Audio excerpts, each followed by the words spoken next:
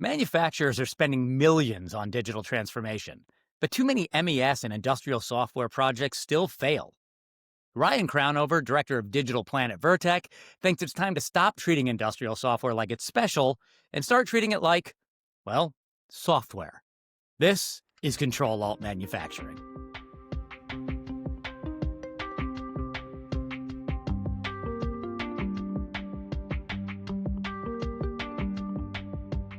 Hello, everybody. Welcome back to another fine episode of Ctrl+Alt Manufacturing, resetting and rethinking manufacturing, the podcast that explores the people, technologies, and strategies driving the digital transformation of manufacturing. I, as always, remain Gary Cohen. Joining me, as always, again, Stephanie Neil. How are you, Stephanie? I'm good, Gary. Thanks for the introduction. I feel like you've got this great signature intro where you do your hello, hello, hello. Like, I have to work on mine. I Yeah, got we nothing. need something from you. You I could know. juggle at the start of every one. Well, I could. It wouldn't work Couldn't out do it very well. well.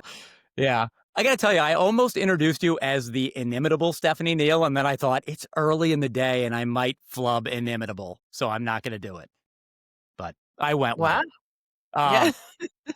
So, Wait, I called you charismatic on a post recently. So, which I very much appreciated. So yeah, everybody out there, just know that I'm charismatic, it's true. according to Stephanie Neil. I had a whole idea of what we were going to talk about here at the beginning, and then as we're recording this, although it's going to be in the past for our listeners, we had a little issue this week when AWS, Amazon Web Services, went down for most of a day. I think it was down for about 15 hours, and chaos rippled throughout the internet and the world, which was kind of an interesting. So yeah, I don't know, Stephanie, how did that impact you? And then let's talk a little bit about how it impacts manufacturing. Well, it didn't really impact me. I think a lot of the Snapchat users were really upset about it. They took to TikTok to talk about how they were so Yes. upset about it. But it did get me thinking. If you noticed my 3 a.m. Slack message to you, that I was thinking about it, and you know, as more manufacturers move their software and their platforms to the cloud, could this have a bigger impact in the future if there is a similar, outage like that? Um, you know, it, uh, I just feel like this was representative of like what could possibly happen in the future. And it made me think, do we have to have more resilience built into our industrial software platforms? Because if this were to happen, we're talking about mission critical systems, in terms of, maybe production won't go down, but we're going to lose all that data, right? So the ripple effect is maybe we're not going to have the information that we need to do the predictive analytics that we need in the future. Maybe it's going to have a financial impact on the organization. So that's where my thought process went. I don't know if you had any No, thoughts. it was a similar thing. I mean, I think it was a reminder of how much we now rely on the cloud. I don't think we think about it that much, and we tend to think the cloud is bulletproof. And clearly that is not the case. I mean, everything from I was trying to edit a podcast that day, and our podcast platform runs on AWS. And so it was kind of a messy day. But I think a lot of, as you said, manufacturing's digital transformation is pretty tethered to the cloud right now. And so, if a production line went down 10 years ago, you call maintenance and have somebody come in and fix it. Today, you might have to call your cloud provider, which obviously the cloud allows us to do tons of different things: scalable storage, analytics, lower IT costs, real-time collaboration.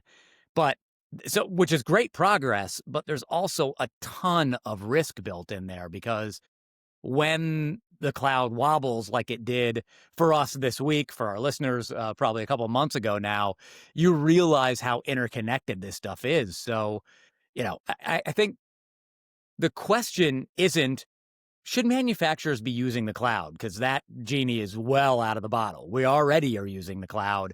So it comes back to what you said, Stephanie, which is, how do we design resilience into what we are putting onto the cloud? So when something like that goes down, we aren't losing that. Mm-hmm. One more quick thought before we introduce Ryan. A lot of the AI and stuff is happening on the plant floor, and maybe it's tied to the cloud, maybe it isn't. But one of the concerns also is it's a wonderful tool to help people as they're maybe recovering from an outage, but we're also creating this whole culture that is AI dependent. And if you can't, ask AI to solve the problem, are we going to have the skill set in house to, where the operators and the maintenance people know how to do this stuff, and they're not trying to turn to their cloud provider or their OEM or their machine builder or their agent on their AI agent on their phone. So that's a conversation for another day, but goes back to the reason I'm so afraid of AI. I was having a conversation with somebody about that recently. It's like, I'm fairly technically proficient, computer proficient, but if the apocalypse happened, I have no skills that would allow me to survive in the wild. That kind of reliance on technology. And then there's people who can, build shelters and, that I can't do any of that stuff because I am reliant on technology. Anyway, we'll talk about that a little bit today with our guest, Ryan Crownover, Director of Digital Plant at Vertec. He spends his days helping manufacturers modernize their digital platforms, connecting legacy systems, building MES solutions, integrating cloud-based analytics. I mean, I think, Stephanie, too often we kind of chase a new technology, whether that's AI, like you talked about, cloud, using the cloud, digital twins, without doing that thing that you mentioned earlier, which is engineering failure into the equation. But AWS reminded us that failure is inevitable, so that's going to happen. But your systems don't have to go down because of it. And Ryan's going to help us unpack some of that. We'll talk about what manufacturers are looking for in software, why some MES projects still stumble, how to prove ROI in digital initiatives, which I think is a really important thing, and something that his company, Vertec, uses, the momentum method, to help deliver value a little bit faster. So let's go ahead and bring in Ryan and let him be brilliant and tell us all about this stuff. Ryan, how you doing? Hey, doing pretty good. How's it going, Gary? Stephanie? Very, very good. Thanks so much for being with us. I think software is, as we were talking about in the intro, the heart of digital transformation right now, but it's also a place where a lot of manufacturers kind of get tripped up. Actually, before we dive into this technical stuff, tell us a little about your role at Vertec and what does Director of Digital Plant actually mean in practice? Yeah, absolutely. So, as the director of digital plant at Vertec, I'm responsible for the group that executes any projects that fit inside of what we would call the digital plant domain. So, if you think about what a systems integrator might do, you've got traditional automation and controls projects. Those are pretty self-explanatory, SCADA and automation work. You've got what we call industrial networking and cybersecurity. So that's all of your OT networking, network design, infrastructure, cybersecurity, protection, managed services in that area. And then you've got the digital plant, which is our moniker to encompass things like digital transformation, MES, enterprise SCADA, UNS, anything that fits above that just pure SCADA layer, but isn't an ERP system. That's what we build in digital. Perfect. So let's start with the basics here. When you sit down with a manufacturer, what are they really looking for in software solutions right now? Is it efficiency, visibility, analytics, or is it totally dependent on the industry? I would say there's definitely threads that run across, but at the end of the day, when we're talking about manufacturers, what they're looking for is a way to improve their operations. So some manufacturers are taking the approach of saying, I have to measure my current state before I can make any improvements, because how else would I be able to know if I made an improvement? And that's one approach that you can take, and we help customers do that. You also have other customers that are coming in and saying, well, I need to comply with these future regulatory requirements. And all of that, most of that, I should say, is still accomplishable with pen and paper. But you're helped by using a computer to get that done. And then the last category is just trying to make operational improvements. Is there a way that I can improve the efficiency of my workforce or of my equipment on the plant floor through some sort of technology adoption?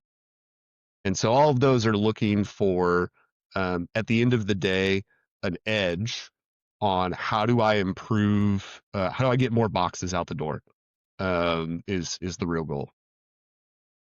Well, not only getting more boxes out the door, I mean, no matter what the reason is behind, what they're trying to do, they need some sort of proof of their of return on their investment, right?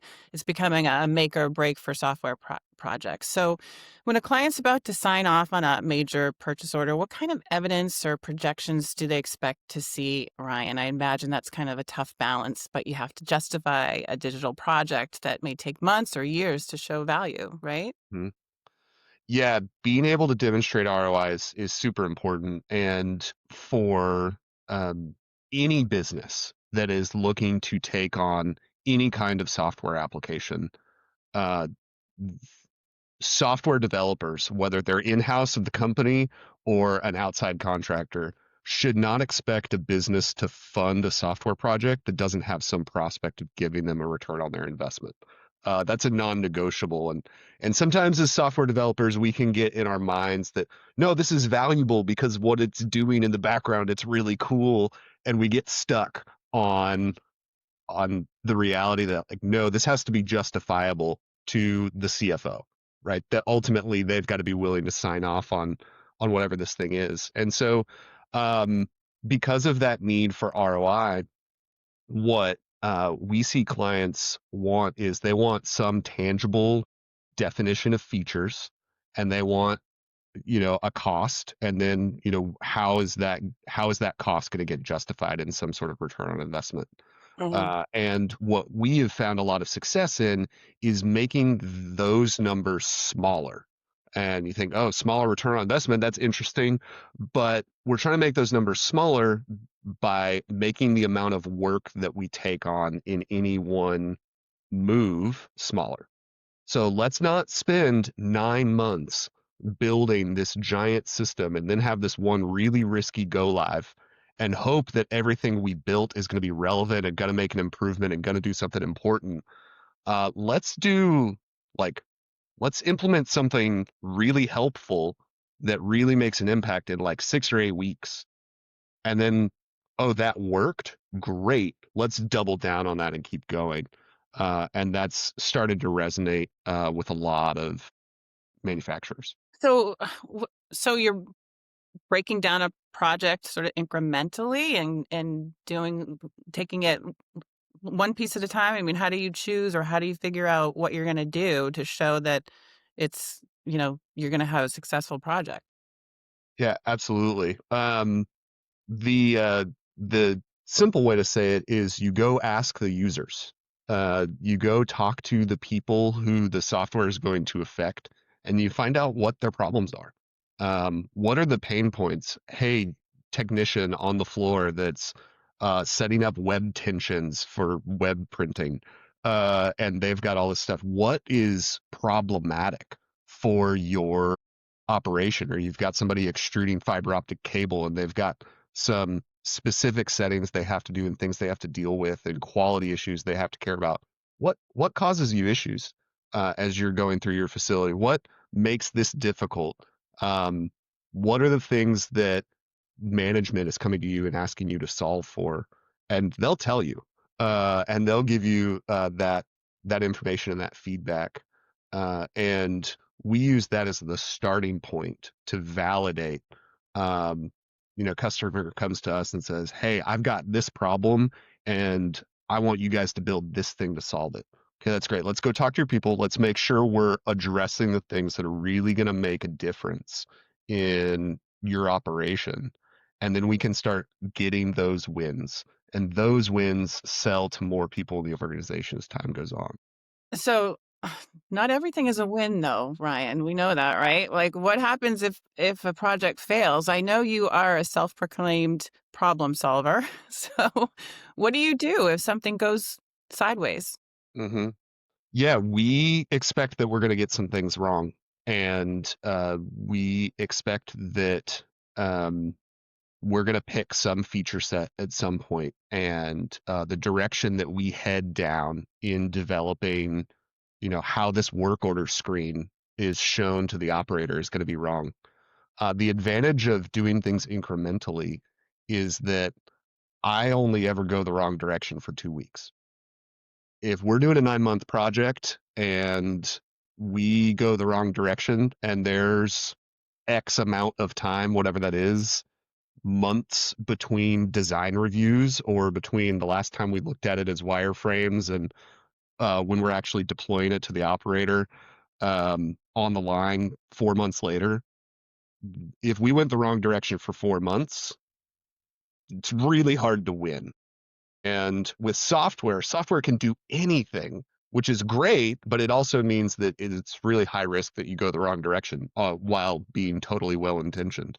So by taking those smaller chunks, you're just squashing your risk in terms of wasted time. You can get alignment, and every time you get something wrong, you actually get more aligned the next time around. So your misalignments get smaller and smaller as you do more and more iterations.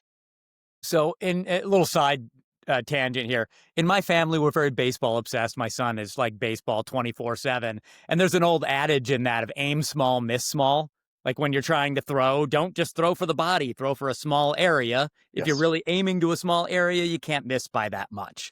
It's sort of a similar thinking there. Aim small, miss small. exactly. We make a plan. We define a plan. We pick where we're going to go and we head a direction. And we might be off by a couple degrees, and then we'll pivot and then we'll aim for another spot. And what's interesting is over the life of, let's say, a project where we're doing deployment after deployment after deployment every couple weeks, that part you're aiming for does change because something happens in the business, right? Some factor external to the project, all of the sudden, this problem inside the facility, it's not WIP inventory. We made some strides there. We made some improvements in how we can track and report on WIP inventory for the finance team and for the people on the floor trying to find stuff. But we've had a bunch of quality issues make it to customers. Okay, well, now we're pushing on quality. Well, all right, let's wrap up the last week and a half of this WIP inventory thing, and then let's aim at some quality stuff. And now we can start working on the quality things. We don't have a bunch of unfinished, half-done work. We're trying to make sunk cost fallacy decisions of whether or not we throw all this work in the trash to pivot. We can just pivot. Makes sense. Full disclosure, I saw you for the first time at an inductive automation event down in Sacramento several months ago. Something you said there kind of stuck with me, which is I think people think of industrial software as this unique thing, this unicorn, and it's specific to OT and very different. And I think you said industrial software isn't unique. What do you mean by that? Absolutely. So I'll give the example that I've come to trust to help people understand what I mean by that, which is imagine you're an airplane pilot and you've got this iPad that tells you where you're going to go that day. It's got the 4 or 5 flights that you might be taking. Each line tells you about that flight, gives you the status of that airplane coming in. You can select it. You can fill out your pre-flight on that iPad. It connects to the airplane and gets the weight and balance information from the landing gear, from the sensors there. You do all that checkout. You do the flight, right? That happens. You get to the end of the flight and you do your post-flight on that iPad. You fill out all those forms, weight and balance again, submit. Now you move on to the next one.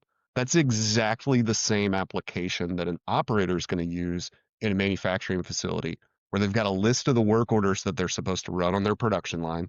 They select the next one. They can see the status of the incoming materials, whether or not they can start it. They got all the information about it. They do their setup or their changeover process. They've got to fill out a couple, start of the run form information, hit submit, do the production run. They do their post run workflow where they fill out a couple of things about what happened, and then they move on to the next one. And those are, from a software development standpoint, the same exact application. The content on the screen is different. The names of things and what goes into the database are different. But at the end of the day, there is a proven mechanism in the software world for building these workflow-based applications. And what we're doing on the plant floor, managing human and business processes with MES and MOM systems, all these layer 3 functions, they're all just B2B workflow softwares, just like we have everywhere else. We could come up with a bunch of examples of how those work. And once we realize that, we can just steal those proven methodologies. I say we want to steal the wheel instead of reinventing it. We can take all those proven methodologies and just apply them into the industrial space. You just couldn't have given me a better segue. So, what lesson should we be stealing from the mainstream software world? Yeah, the first one is the concept of iteration. Taking things in small chunks and then moving on. You'll notice, if you've noticed, lots of people use the Google Chrome browser. You'll notice there is an update to the Google Chrome browser about every couple days. And now it's gotten really smooth, right? It's really clean. Those come in. And what they're doing is iterative development. They're making these tiny incremental changes because what we've learned is that unless the users are really using the real system in production, the feedback you get isn't real. It's only so good until it's actually in real life, and then you start to get the feedback. You know whether or not what you built worked.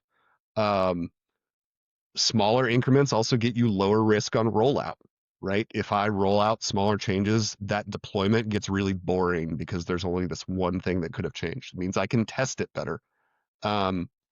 And the other big one is UX research. So I talked a few minutes ago about how we want to go talk to the users.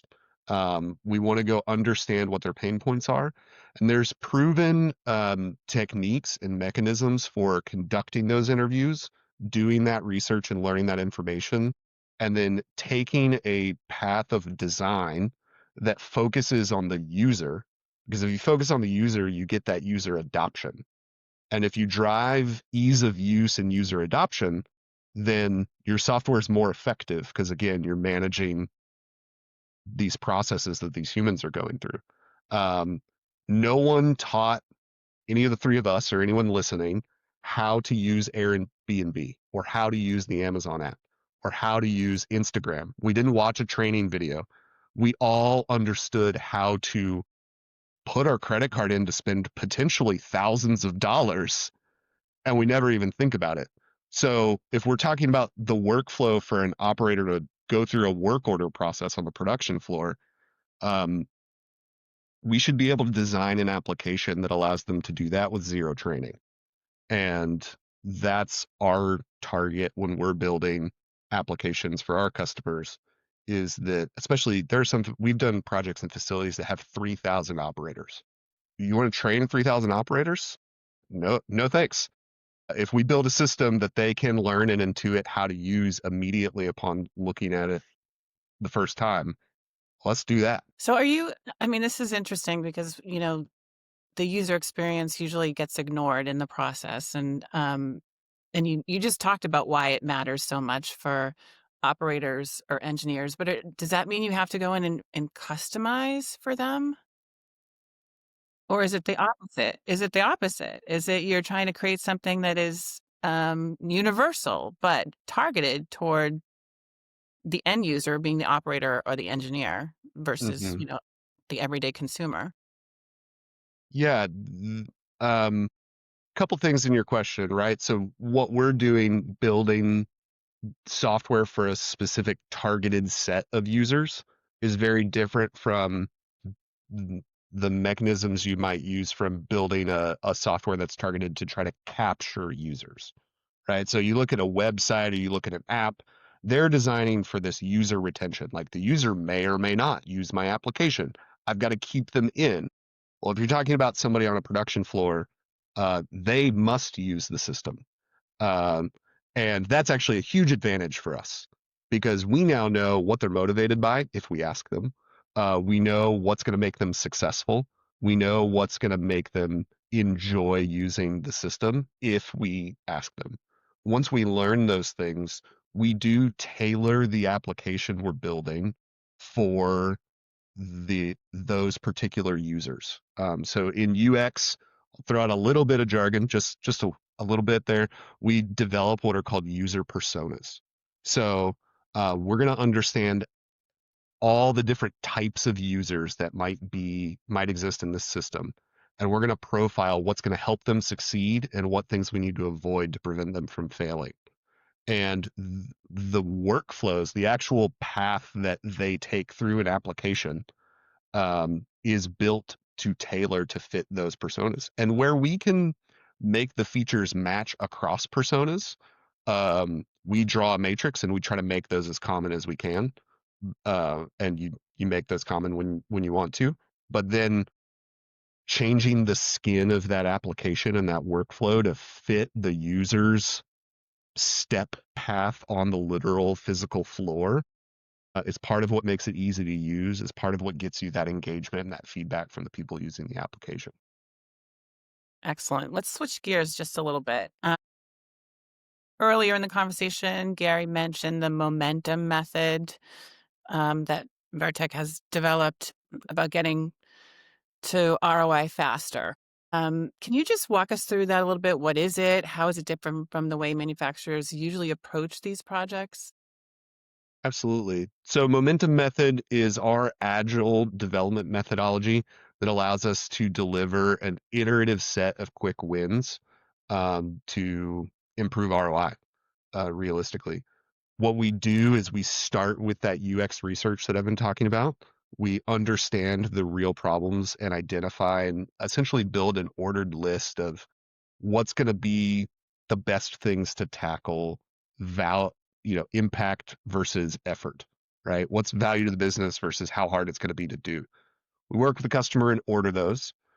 We pick an initial chunk to start working on, and we do a full UI design build out. So we design the workflows of that application.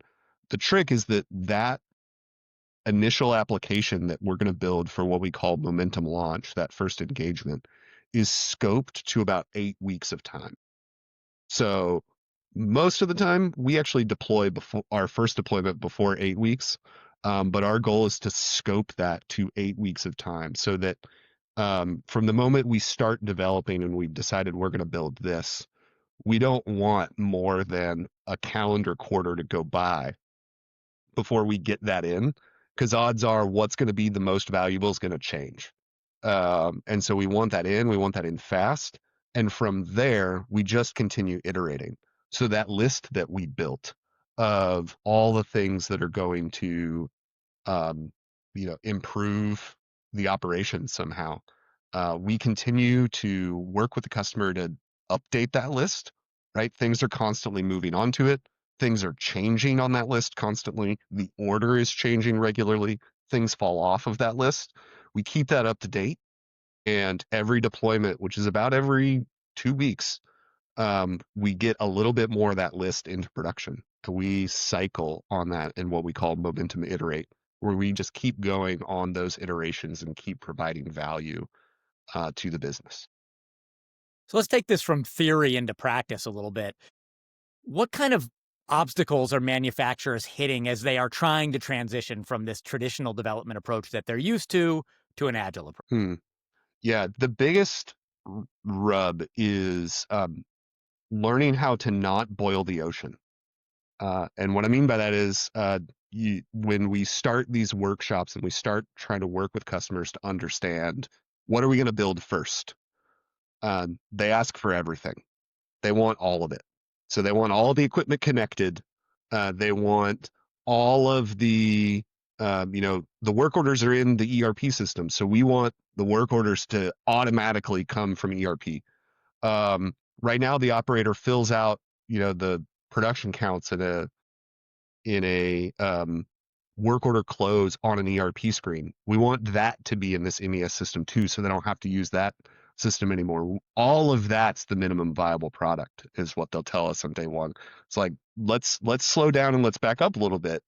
And understanding, hey, a manual work order entry screen that allows the operator to say, this is my work order number, this is the part number I'm working, and this is how many units I'm going to build. Let them type that in manually and hit start. Now, we get to the end, let them hit end. We now know that all of the time series data in our SCADA system that we already have, right, now is connected to that work order. So now I can start doing things with my data. Now I can make that data better in a future iteration by getting the work orders automatically from the ERP system.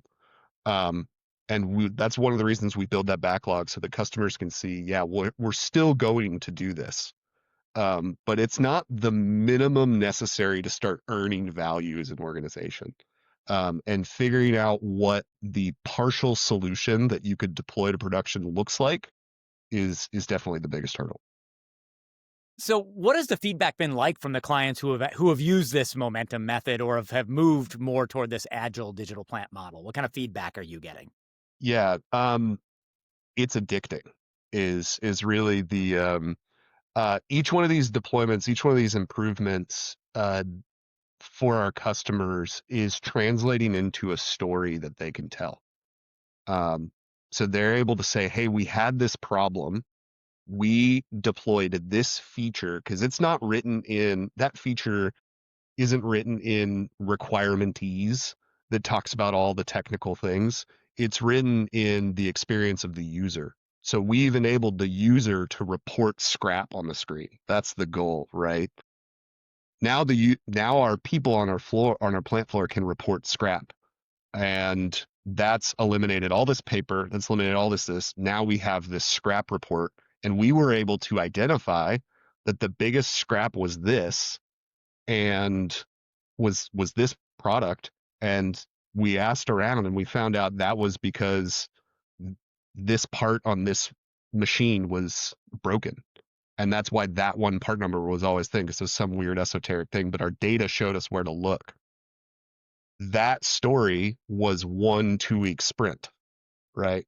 So you can imagine if you are a manufacturer and every couple weeks you're getting some improvement to your facility that gives you a story that you can go tell management, that you can go tell leadership, hey, we're making improvements, we're growing this system, and here's tangible savings that hit the bottom line of our financial statements.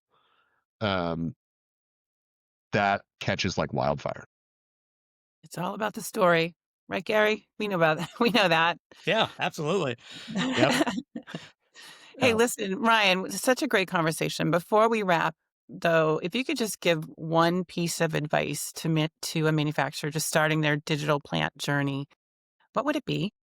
We like to Uh, put people on the spot right here at the yeah, end. no, that's a Just good. watch Ryan sweat.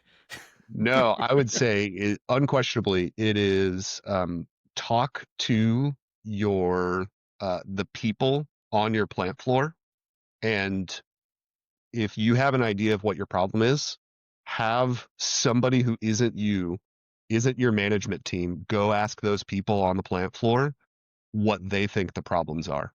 Because if there's a common thread across the people that are on your plant floor, if they're saying this is the issue, this will help me, tackling those problems is going to make a massive difference. Terrific stuff. Ryan, it was a pleasure having you here today. Thanks so much. A lot of this is good food for thought about the idea of iterative development and, to use my phrase, the aim small, miss small philosophy. I like that a lot. Good stuff. Thanks. I really appreciate the time. Is good conversation, good questions, which I'm always a fan of.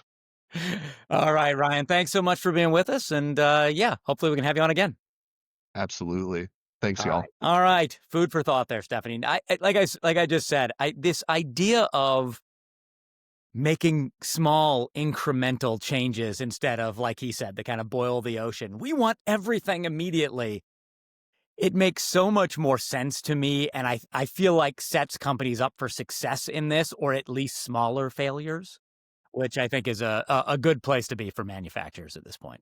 Yeah, absolutely. I mean, it makes a lot of sense. And I mean, remember the days back, the ERP days back when they were like deploying these massive monolithic enterprise systems and they'd flip the switch and it wouldn't work? Like, that was a bummer. Yes, it was.